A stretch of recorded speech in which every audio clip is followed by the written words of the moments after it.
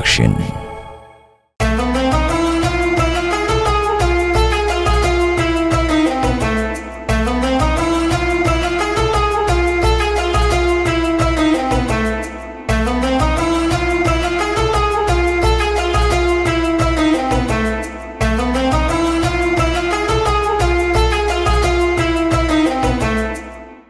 የአላህ ሰላም እዝነቱና በረከቱ በእናንተ ላይ ይሁን። ውድ ተመልካቾቻችን እንሆ ዛሬ የተለያዩ ሐዲሶች ላይ እንደመጣልን የመጀመሪያው 10 የራህማውን ቀናቶች አገባደናል። የቀረን አንድ ቀን ብቻ ነው።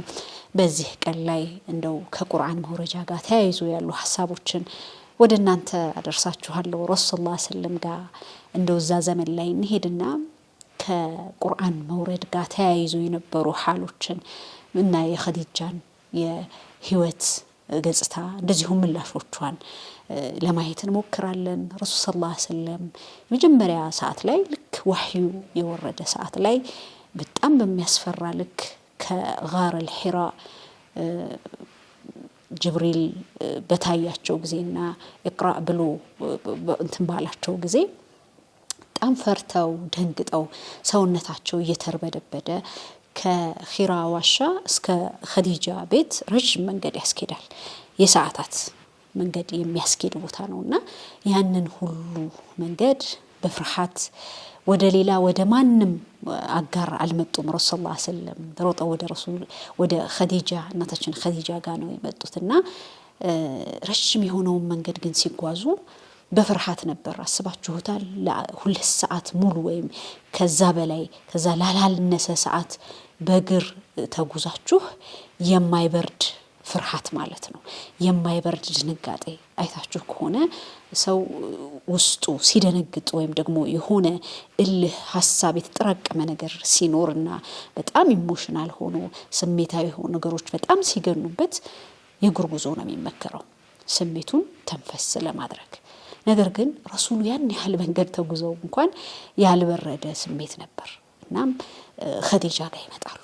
ኸዲጃ ጋር ይመጡና በሩን ከፍተው ሲገቡ አስቡት። አሁን እናንተ እዛ ቦታ ላይ እንድትቆሙ ነው መፈልገው። ሚስት ሆናችሁ የቤታችሁ አባወራ የምትሉት ድመትም አይጥም ምንም ሲያባረራችሁ የምትጠሩትን ሰው ማለት ነው። ፈርቶ ተንቀጥቅጦ በቃ እየተንቀጠቀጠ ሸፍኑኝ እያለ ቢመጣ ምን አይነት ምላሽ ይኖራችኋል? ኸዲጃ ነዋት ከፈተች። ረሱል ሰለላሁ ዐለይሂ ወሰለም እየተንቀጠቀጡ ነው። ሸፍኑኝ ብለው እንግዲህ ፍርት ያለ ነገር ውስጥ ገብተዋል። እኛ ብንሆን የምንወስደው ሜዠርመንት አለ። ምናልባትም ከመሸፈንና ከመቀበል ይልቅ እሪታችንን ልናቀልጠው እንችላለን።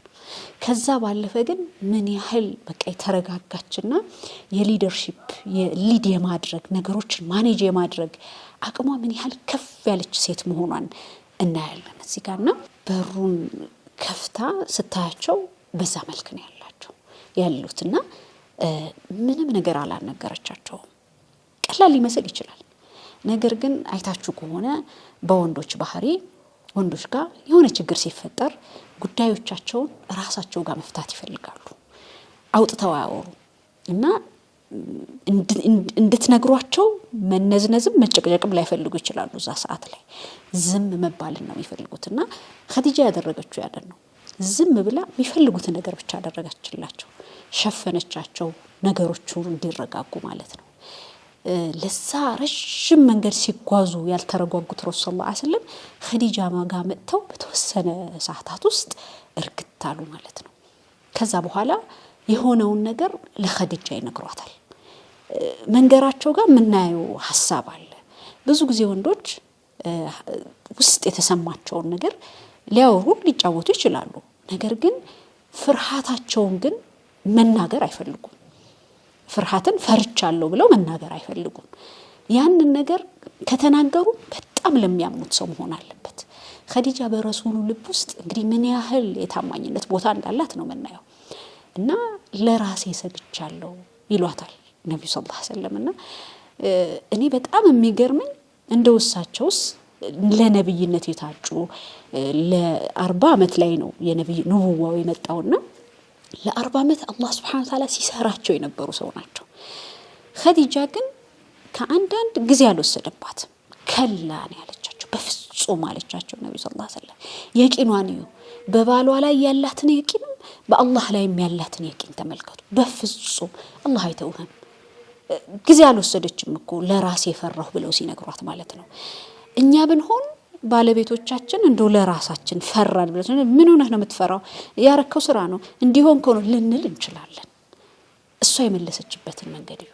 በፍጹም አላህ አይተውህም፣ አላህ አይጥልህም። አንተ ዝምድናን ትቀጥላለህ፣ የተቸገረን ትረዳለህ። በሰዎች ለተጎዳ ሰው ደግሞ ከፊት ሆነህ ጥብቅናን የምትቆም ነህና በፍጹም አላህ Subhanahu Wa Ta'ala አይተውህም ብላ ትላለችና የምታነሳቸው የረሱል ሰለላሁ ዐለይሂ ወሰለም ባህሪዎች ረሱል ሰለላሁ ዐለይሂ ወሰለም በመካ ህይወታቸው ላይ የነበራቸው የህይወት ኳሊቲያቸው ነው። በመካ ህይወታቸው ላይ ያሳልፉት ይጠሩበት ይሰሯቸው የነበሩ ነገሮች ነው። እኛን ሰው ነው እንግዲህ ከዛ ሀያት በኋላ የመካ ህዝብ አይንህን ላፈር ብለው ከሀገር እስኪወጡ ያሰቃዩዋቸው እኛን ሰው ነው እንግዲህ። እና ነብዩ ሰለላሁ ዐለይሂ ወሰለም ከማንም ጋር የሚነካኩ ያልሆነ የሚባል አይነት ግንኙነት የነበራቸው ሰው አልነበሩም። እና የኸዲጃን የቂን እናያለን እዚህ ጋር ምን ያህል በረሱል ሰለላሁ ዐለይሂ ወሰለም ስነ ምግባር እርግጠኛ እንደነበረች አላህ በፍጹም እንደማይተዋቸው እርግጠኛ ሆና ነው የነገረቻቸውና ይሄ የምታስብበትን መንገድ ነገሮችን የምትቀበልበትን መንገድ ምን ያህል ከፍ ያለች ሴት እንደሆነች እናያለንና ኸዲጃ በባህሪዋ እዛ ሰዓት ላይ አስቡት ረሱል ሰለላሁ ዐለይሂ ወሰለምና ኸዲጃ በተጋቡበት ሰዓት የ25 እና የ40 አመት ሰው ናቸውና አላህ እችን ሴት አቅዶና አስቦ ለረሱል ሰለላሁ ዐለይሂ ወሰለም ያመጣላቸው እንደው የሆነው ፓርት ሲክድ የሆነ መደገፊያ ይፈልጋልና በህይወታቸው እንደ ምርኩዝ ያገለገለቻቸው የምትገርም ሴት ነች። ረሱል ሰለላሁ ዐለይሂ ወሰለም ይላሉ በተለያዩ ሐዲሳቸው ላይ አይሻን በምትዘግብልን ሐዲስ ላይ ስለ ኸዲጃ የተለያዩ ነገሮችን ያነሳሉና በፍጹም ኸዲጃ የዋለችውን ውለታ ያልተነገረላት ሴት ነች። በእስልምና ታሪክ ውስጥ ኸዲጃ ለእስልምና ያበረከተችውን ያህል ማንም አላበረከተም ይላሉ ረሱል ሰለላሁ ዐለይሂ ወሰለም። በፍጹም አላህ ማ አብደለኒ አላህ ይላሉ ነብዩ ሰለላሁ ዐለይሂ ወሰለም። እሷንም ያህል ማንም አልተካለኝም አላህ ይላሉ። እና የኸዲጃ ለእስልምና የዋለችው ውለታ እጅግ ከባድ ነበር። በ53 አመቷ አስቡት መቼም ጋር الحራን ደረጃውን ወጣችሁ ያያችሁት ክብደቱን ታቃላችሁና በ53 አመቷ ሽማግሌ ሆና ለረሱል ሰለላሁ ዐለይሂ ወሰለም ምግብን ለማመላለስ ያንን ተራራ ትወጣ ነበር። የተለያየ የእድሜ ዘገባ አለ ወጣቱ ያቃተውን ማለት ነው። የኸዲጃን ጽናት አስባችሁታል? የ10 ደቂቃ የ20 ደቂቃ መንገድ አይደለም የሰዓታት መንገድ ኸዲጃ ምግብ ይዛ ለረሱል ሰለላሁ ዐለይሂ ወሰለም ሒራ ዋሻ ውስጥ እንዳይረበሹ ማለት ነው ባሉበት ነገር ላይ በጣም የረጋ ህይወት እንዲኖራቸው ሊያረጉት በመረጡት ነገር ምን ያህል አጋር እንደሆነቻቸው እናያለንና በህይወታችን ውስጥ ወደ ራሳችን ህይወት ስንመለስ ምን ያህል የዚህ አይነት ኳሊቲ ያለን እንደው በትንሹ ማለት ነው። ኸዲጃ የተማረች ነበረች፣ ከዘመኗ የቀደመች ነበረች። ኸዲጃ ምታነብ ምትጽፍ ነበረች። 1400 አመት በፊት ነው ማወራችሁ። የአጎቷ ልጅ ወረቃ ቢን ነውፈል የሚባሉ ትልቅ ሽማግሌ ነበሩና በርግጥ በአያት በቅድሚያታቸው ይገናኛሉ። እነዛ ፋሚሊ ከረሱል ሰለላሁ ዐለይሂ ወሰለም ጋር አንድ ፋሚሊ ናቸው፣ ይገናኛሉና ይህ ፋሚሊ እንግዲህ እሳቸው ምናልባት የእሳቸው ተጽዕኖ ነው ይባላል እንጂ ኸዲጃ የሚገርም የሆነ የራሷ ሐያት የኖረች ሴት ነች። ከረሱል ሰለላሁ ዐለይሂ ወሰለም በፊት 2 አግብታ ነበር። የሞቱባት ልጆች አሉ።